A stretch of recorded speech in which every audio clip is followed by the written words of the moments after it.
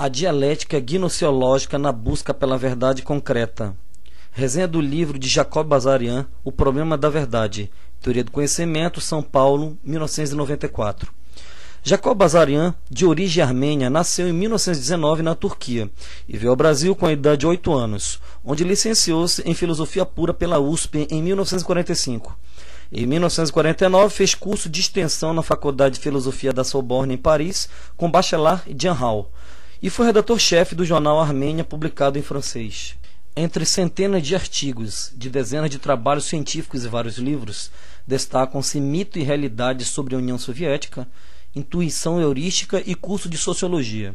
Sua vida em Itapetininga, São Paulo, foi marcada pela grande contribuição que deu à cultura, além de professor universitário e sociólogo. Notabilizou-se também como filósofo, escritor de 15 livros publicados, jornalista, poeta, palestrante e até autor de receitas culinárias. Jacob Bazarian faleceu no dia 21 de janeiro de 2002.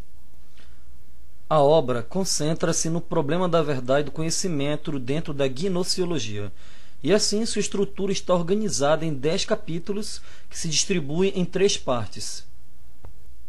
Logo na primeira parte, encontram-se as noções de filosofia. Bazarian destaca que a primeira ideia que se tem de filosofia é negativa, desfavorável e pejorativa, como se ela fosse a coisa mais obscura, complexa, caótica e inútil.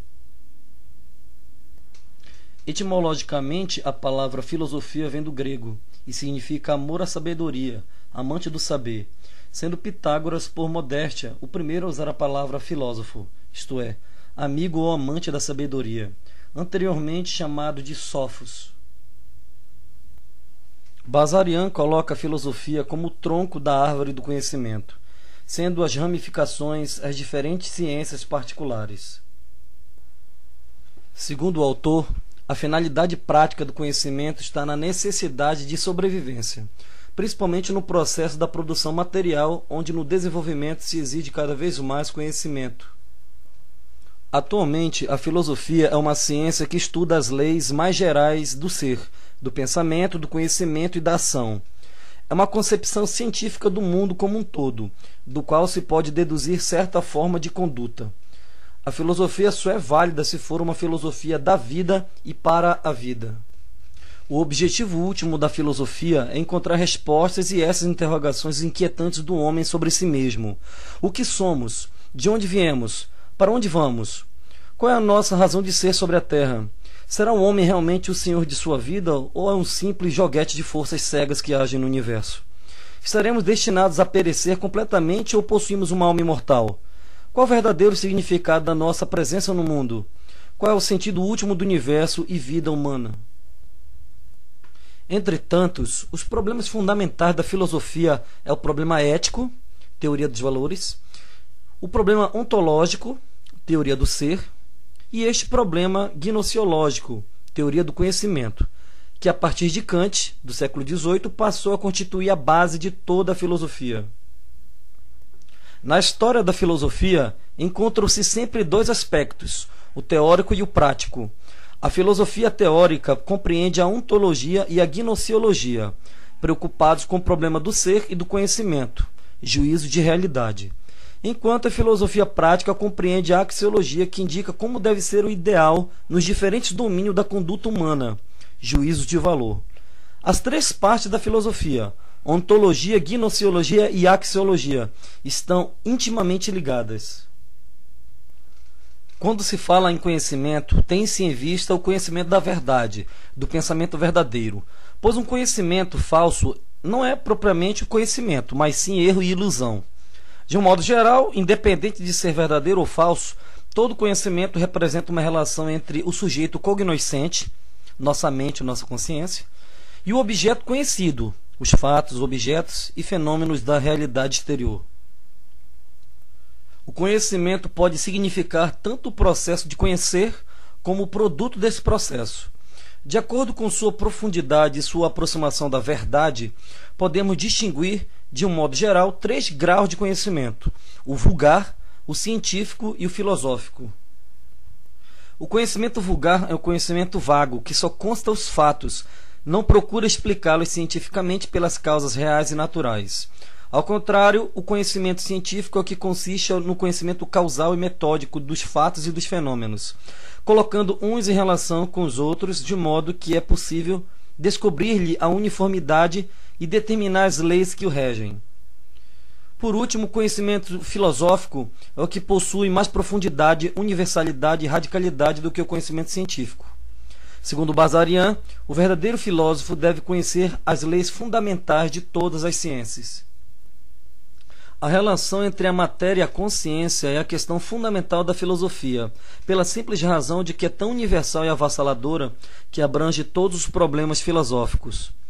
No plano gnoseológico, estuda-se a essência do conhecimento e da relação cognoscitiva do sujeito com o objeto, e indaga-se qual o fator primário e determinante no conhecimento humano, o objeto ou o sujeito, a realidade ou a consciência.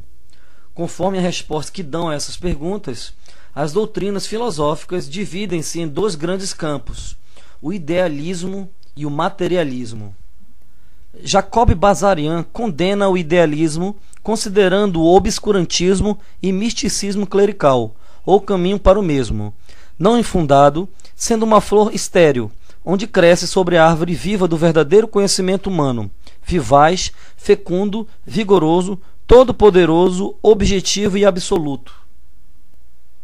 O idealismo filosófico está intimamente ligado com a teologia. De um ou outro lado, ele sempre sai em defesa da religião. A única coisa que o idealismo faz é substituir a palavra Deus pela palavra ideia, espírito, pensamento, consciência, etc. É por isso que o idealismo, qualquer que seja sua forma, leva ao misticismo e fideísmo.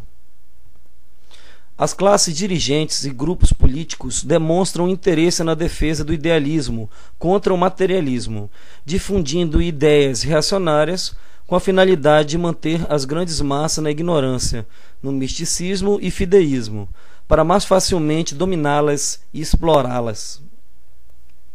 O autor defende que o materialismo filosófico é a doutrina que resolve cientificamente o problema fundamental da filosofia, o da relação entre o ser e o pensamento, entre o objeto e o sujeito.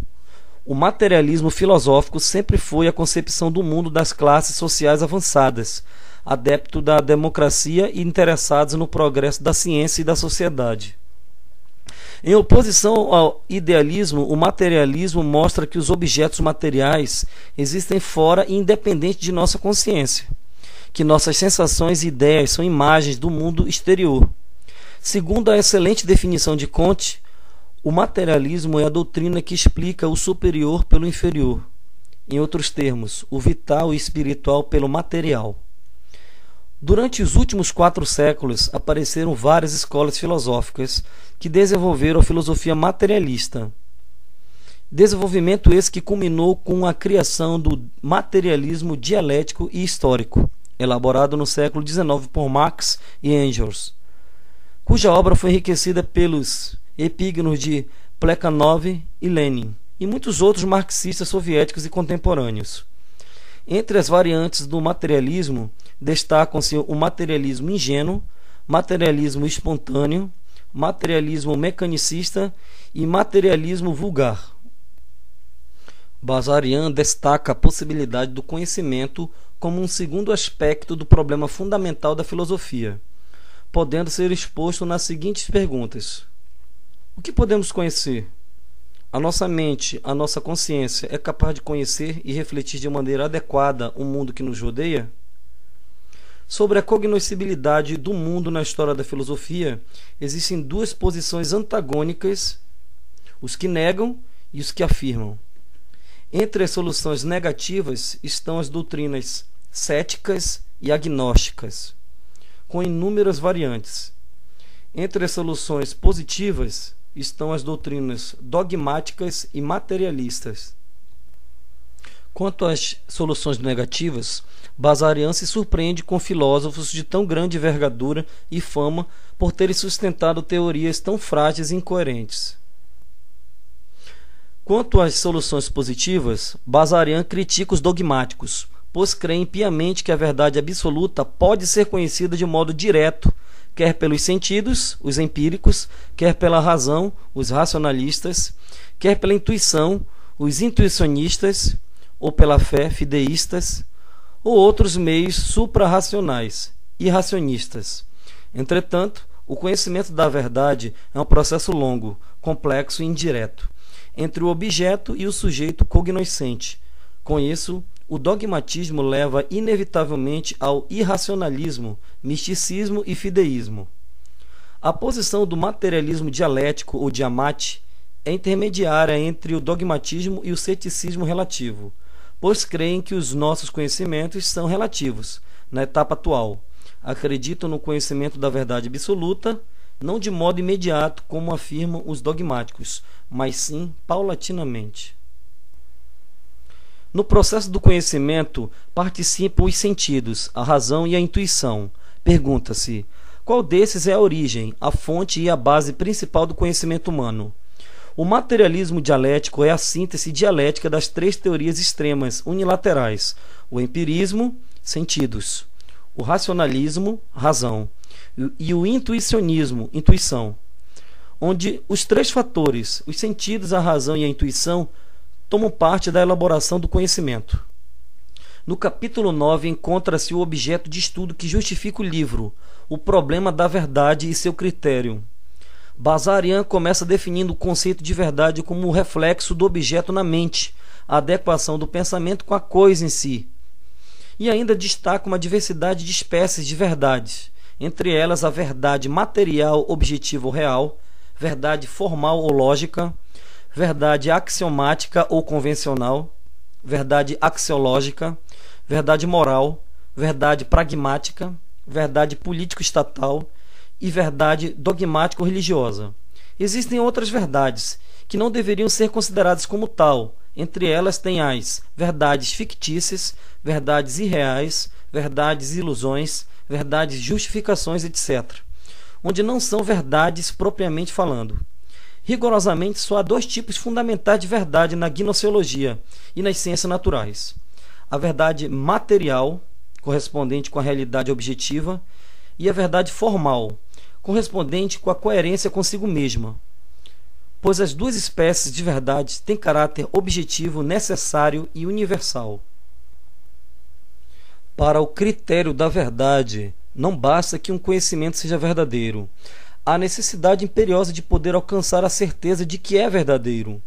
Somente no século XIX é que foi elaborado de modo rigoroso esse critério pelos fundadores do materialismo dialético.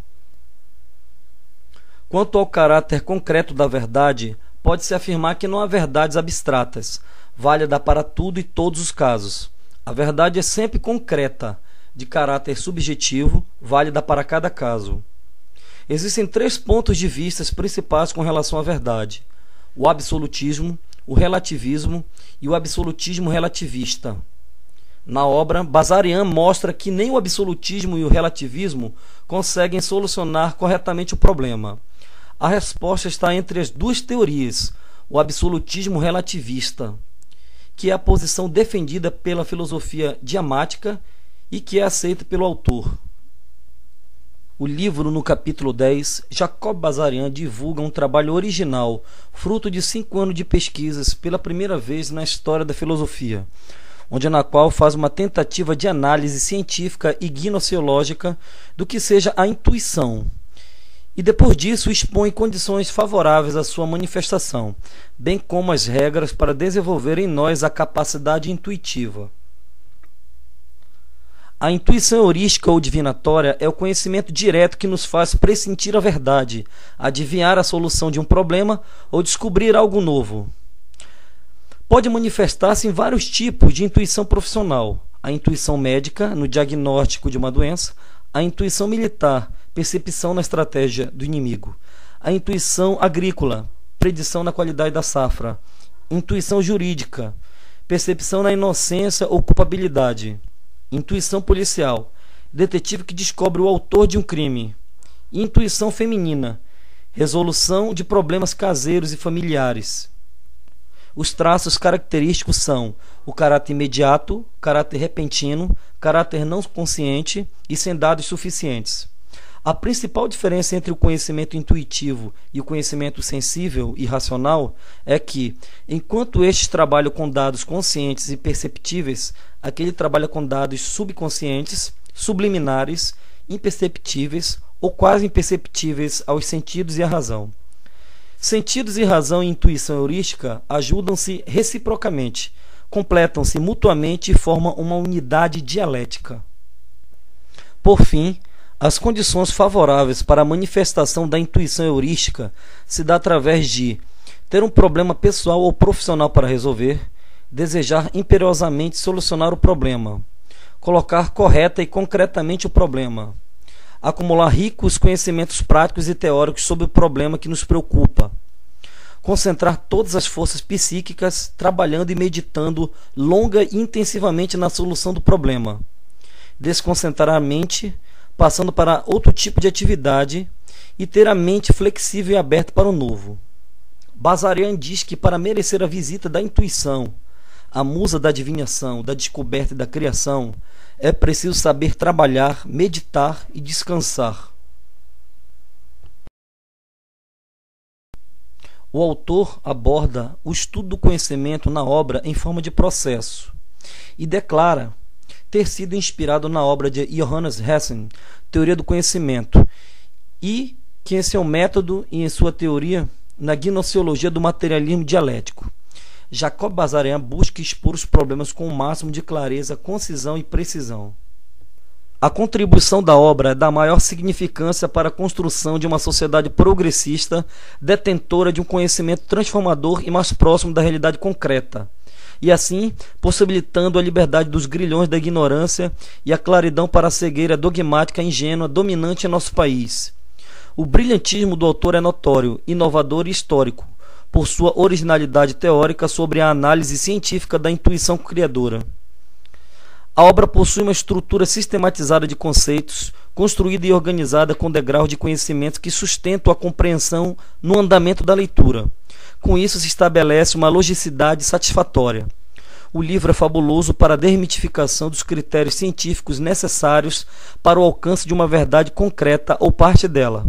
Com isso, torna-se apreciativo e acessível ao grande público por sua abordagem clara, iluminada e heurística.